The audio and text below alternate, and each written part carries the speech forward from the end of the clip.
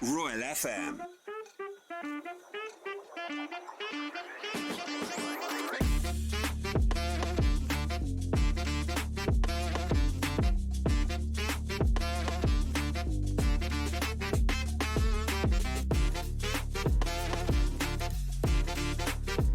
$8 it is, and it's a half after 8 o'clock anyway. So we're here for the conversation. Jesse, Juliana wakes up with you every day Tuesday for this entrepreneurship conversation. Welcome on board.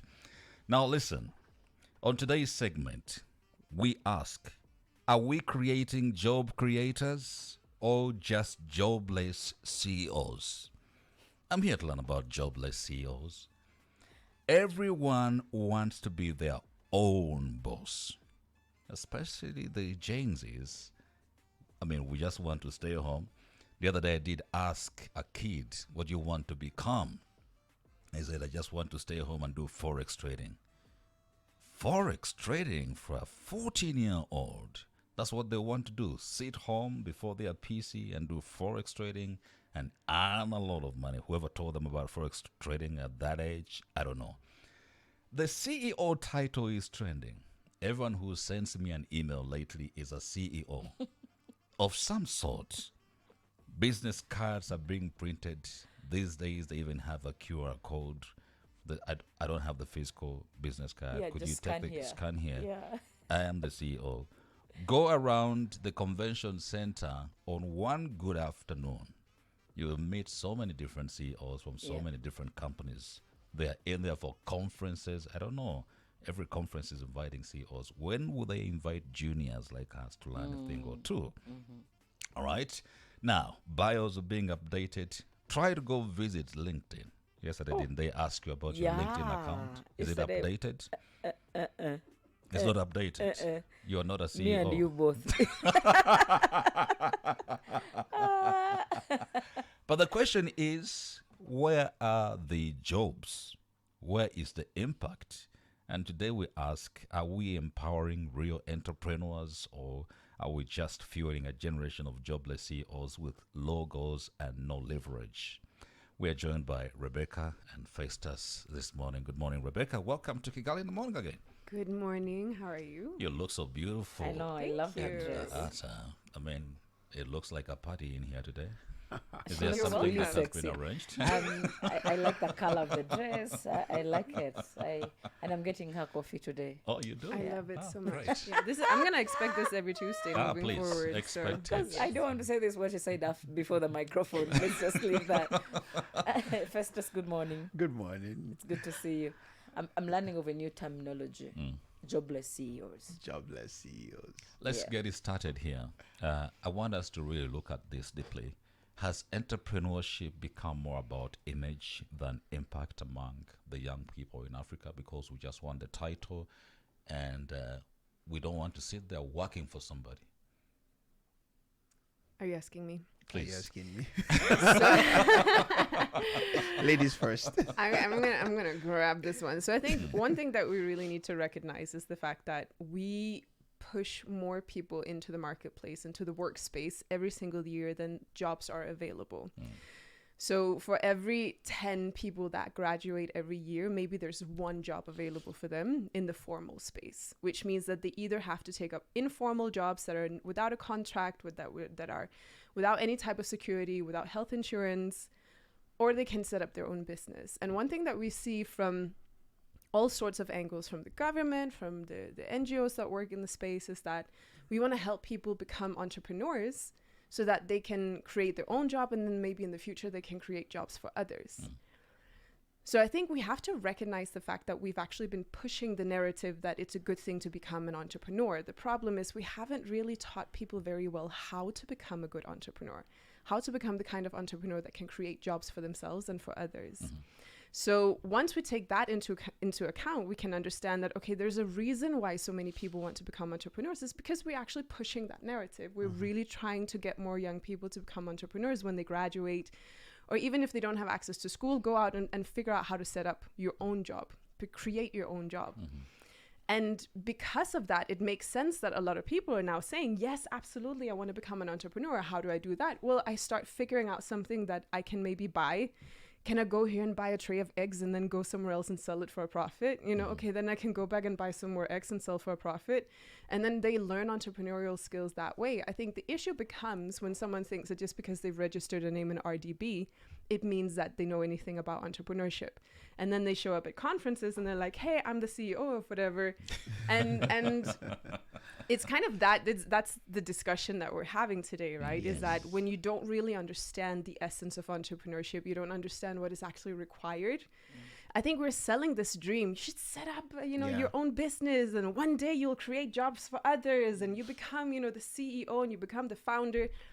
But we have not taught people what it takes. The actual CEO.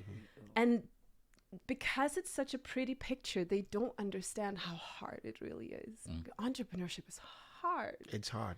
You have to work and work and work and work and work without actually seeing any results, right? In the beginning, it's like you're pushing and pushing and pushing. You don't see any results. You have to iterate and figure out, why is this not working? Okay, we do this and this and this and that. You might be working for a year and not actually getting paid. And then your family starts saying, maybe you should get a job, right? Are you sure this is a good idea? Now you start getting a lot of pushback from people around you, the people who don't believe in you, who don't believe in your vision. And it takes a lot of personal power. It takes a lot of self-leadership to become the kind of person who says, I'm going to continue this because I believe that one day this will work. And then you reach a point at some point where it's like, now you just get paid. You barely have to do anything, right? Because you've set up all the systems and processes. But it takes a lot to get there. It is Festus who is in the education space, right? And maybe we could check from you. Is it just governments trying to sound politically correct when they say, yes, we are training the youth that will come with solutions for tomorrow's problems or even today's problems? Or is there something that is being done intentionally to train an entrepreneur? Whose role is it even to train entrepreneurs? I think that this is quite an interesting topic. You see, just like Rebecca was saying, entrepreneurship is glamorous in all its fares as it is preached in social media. Being a CEO is a beautiful thing, right? Having a business card with those acronyms on it. However, I was in, let me not say, I was in the academic space for about 4 or 5 years. And I taught in a very entrepreneurial thinking university. And a lot of impact has been done with regards to entrepreneurship. It's not just that everybody's rushing to it. There are actually people who are getting it right? There are actually institutions, and I think it's not just a facade, right? To say, hey, we are training entrepreneurs, or we are trying to push people to think more entrepreneur. This unemployment rate is increasing every day, right? We have graduates who are not skilled, right? We have graduates who just knew how to pass an exam, right? But they are not very skilled in being employable, right? Employability skills. So I've worked with several organizations, government and non-government, as well as academic institutions that actually have laid the bedrock to be able to build people to push towards entrepreneurship. I don't have a problem with being an entrepreneur, right? Let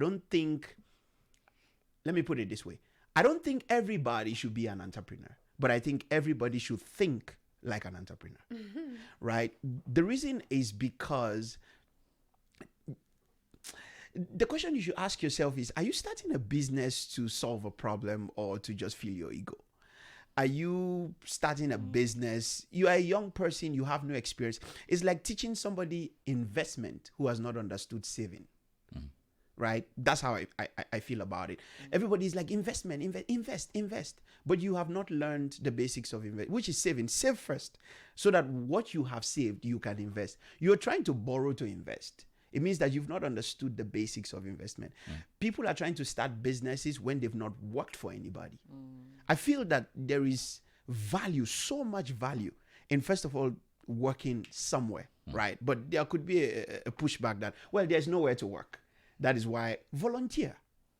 Walk into a business, say, hey, I want to learn XYZ. Can I come twice a week? Right?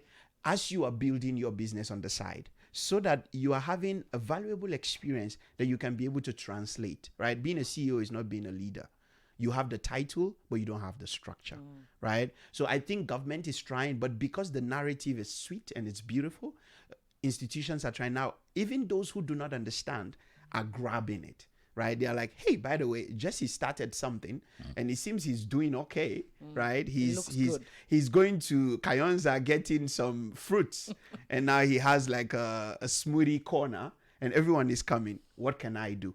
But you don't understand the kind of training that Jesse went through to be able to start that smoothie corner. So I think some people are having the trainings and some impact is coming out of it, which is beautiful. But most of the others are just having the glamour, right? It's nice. It looks nice on the CV. I feel weird being called a CEO. Actually, I feel so weird. When I go to a place and I'm introducing, I say, this is my team. Like I work, like I'm the CEO, but I personally think that the structure and the work and the impact will reflect. You don't have to push so much for the title. I care less of you knowing I'm a CEO than you knowing the impact. Well, that the I'm people causing. who live for Yeah. that, they live for and the people CEO. can testify of the value that my work is bringing to them. I think that's what we should really drive towards. In your view, does Rwanda and Africa at large overly romanticize entrepreneurship as the only valid path to success? I have seen in the new education policy, they are talking about TVET. Yeah. Push Vocational people to TVET, skills, and start your own thing, because jobs are not there. And that's the fact, That's Jesse. the truth. There are no jobs. But is this thing of entrepreneurship being romanticized? That talk about it. Everyone can be an entrepreneur. Let's get in there, become one. Schools say they want to start entrepreneurship courses, like in your O level, do something in entrepreneurship, and then There's run already with it. entrepreneurship. I think Rebecca can't wait to jump on it.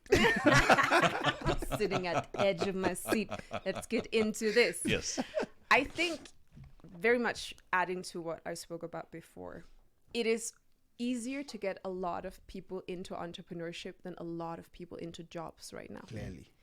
And therefore, it makes sense to say, let's all go be entrepreneurs. But I don't think it's actually only in East Africa. I think it's all over the world. We see more and more people coming out saying, I want to leave my corporate job. I want to get out of this. And then a lot of people, what they do is that they leave their corporate job and then they get into something that has just as little flexibility as the original corporate job. And they're just as stretched and just as drained because they don't understand how to create a business that creates that allows for flexibility. So it's all over the world. We see this, be your own boss, do this and this and this and that. But a lot of people can really benefit. Like you said, a lot of people can benefit from being in a job for a long time first, so that you learn the skills that are required for you to actually run a business. I think one thing is that, yes, anyone can set up a business.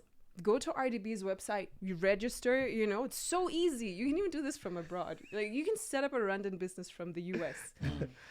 And that's a really cool to thing. RDB, hooray. But honestly, that's really good. Yeah. It's not like it's easy in every country, though. No, it's It's not. really not. It's not. Easy here. And it's so easy here, and that's wonderful because it removes Yeah. a barrier. But we also have a tendency to make people think that they can just do it without actually being the kind of person who can do it. Yeah.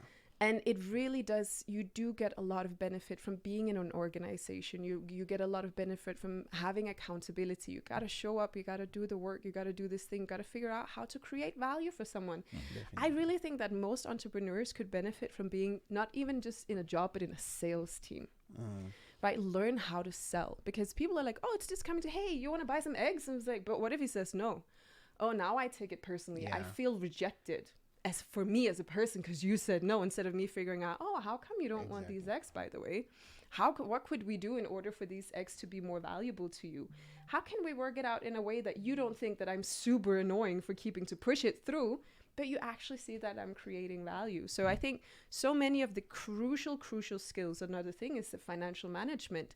Are you making sure that the money that comes in is more than or at least equal to the money that needs to get out? Yeah. How do you get an idea of what are all of the expenses that are required to be paid, so that one day you don't end up getting a smack in the face from RRA saying, hey, by the way, how come you haven't paid taxes for the last 5 years?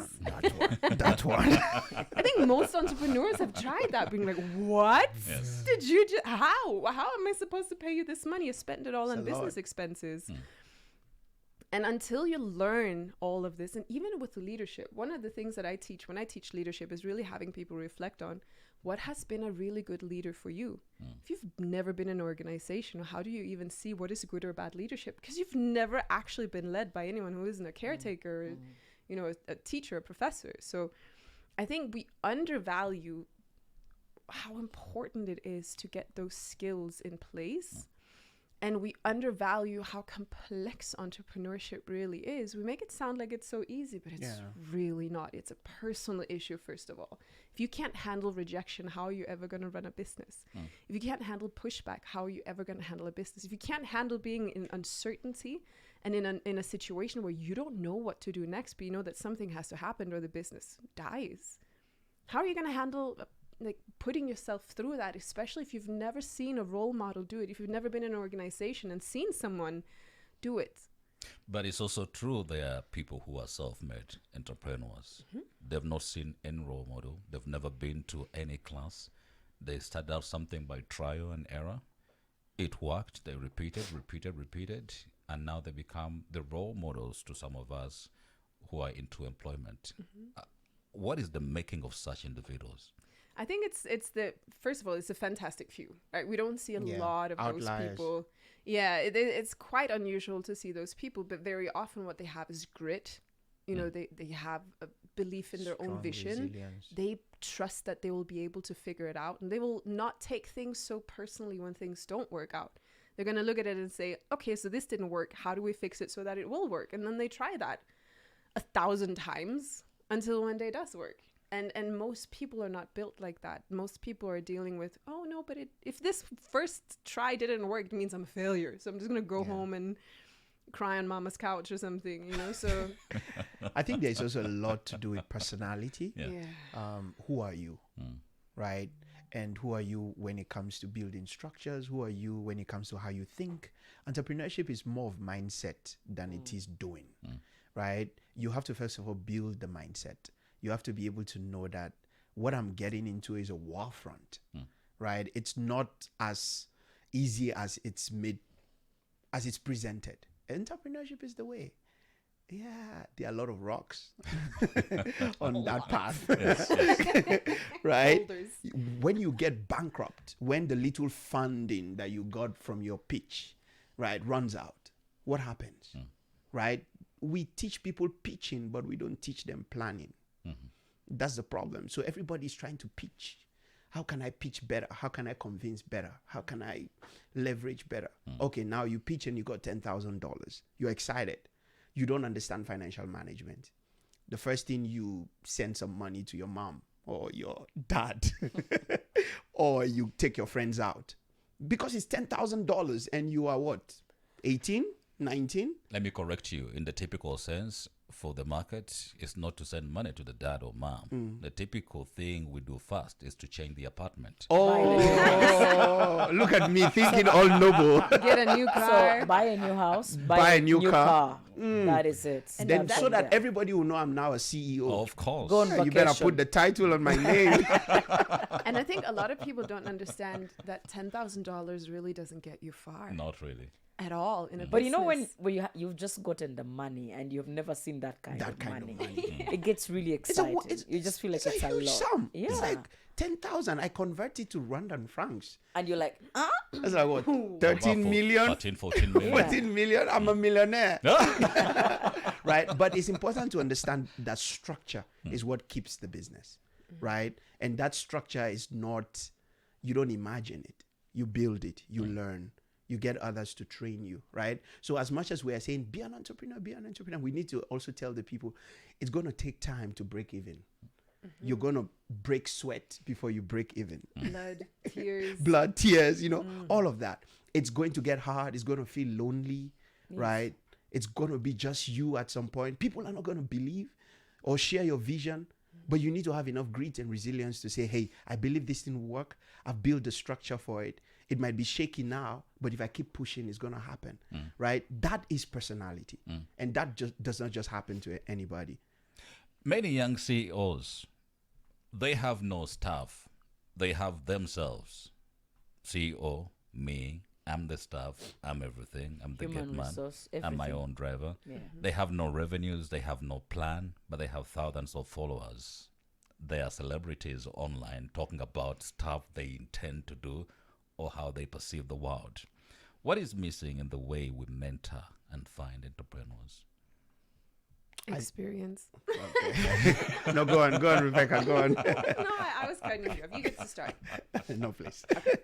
So I think it really comes back to what we've already talked about, which is having this idea of what entrepreneurship really is. Because if you think entrepreneurship is calling yourself an entrepreneur, but you don't have an offer, you're not clear on what value you're creating, you don't have anything that is like, okay, I will hand you this, I'll give you this, and you give me money in return. Guess what? If you don't have that, you don't have a business. And if you don't have a business, how are you a CEO? What are you a CEO of? Nothing. Your dog, your life. Then we're all CEOs, right?